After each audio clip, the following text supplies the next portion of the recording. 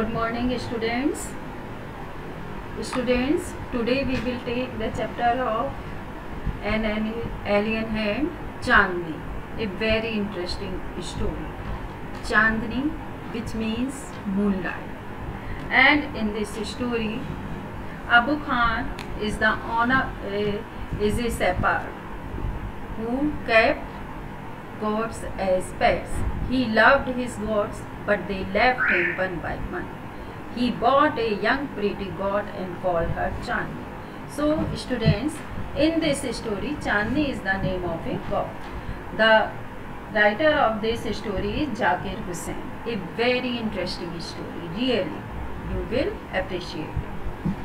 So first of all, I am telling you the summary of this story. There was an old person whose name was Abu Khan, who lived in Almora. He was alone. His only companions were a few goats. He always kept as pets. He gave them funny names. He took them out for grazing in daytime. He talked to them as one talks to one's own children. At night, he put a string round the neck of each goat. But poor Abu was unlucky. One by one, his goats broke the string, freed themselves, and disappeared in the hills. They loved their freedom, so whenever they got the chance, they would run away only to be killed by an old bull who lived in the hills. Abu was sad and puzzled. He wondered why his goats, in spite of all the good food and affection, they strayed into the jaws of death. Freedom for them meant struggle, hardships, and even death. When all the gods had loved Abu, he decided not to keep any god as a pet anymore. But he felt very lonely, so he brought a young god. He hoped that he would begin to love him and never want to go to the hills. The new god was white as snow, and it was very friendly. Abu Khan called her Chandni. He would narrate to her stories to all his friends. Several years passed. Chandni was still with Abu. Abu believed that Chandni would never leave him, but her plan was something else. She watched the hilltops, which appeared very charming. She hated the road that would not let her go. She stopped eating the green grass. She refused to listen to Abu's stories.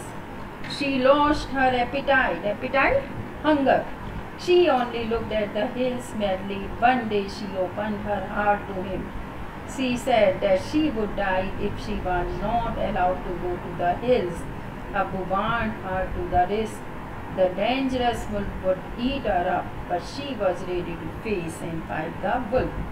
Abu got very angry. He pushed her into a small hut and shut the door, but the same night Chandni made her escape through the small window. She reached the hills which welcomed her. The tall grass, the flowers, the wind all amused her. It was the happiest day in Chandni's life. She refused to join the group of wild goats and she wanted to enjoy her freedom.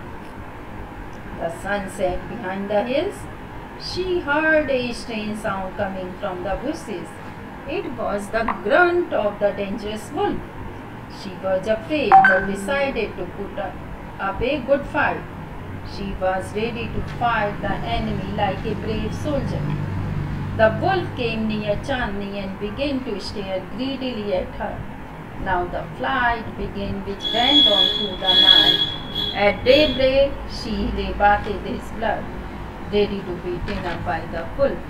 A bird on the top of the tree thought that the wolf had won the battle, but a wise old bird declared firmly that Chandni was the winner. So students, I think you are able to understand the theme of the story. As you have seen, although Abu Khan gave them to eat best, but they wanted to fight from there because of they wanted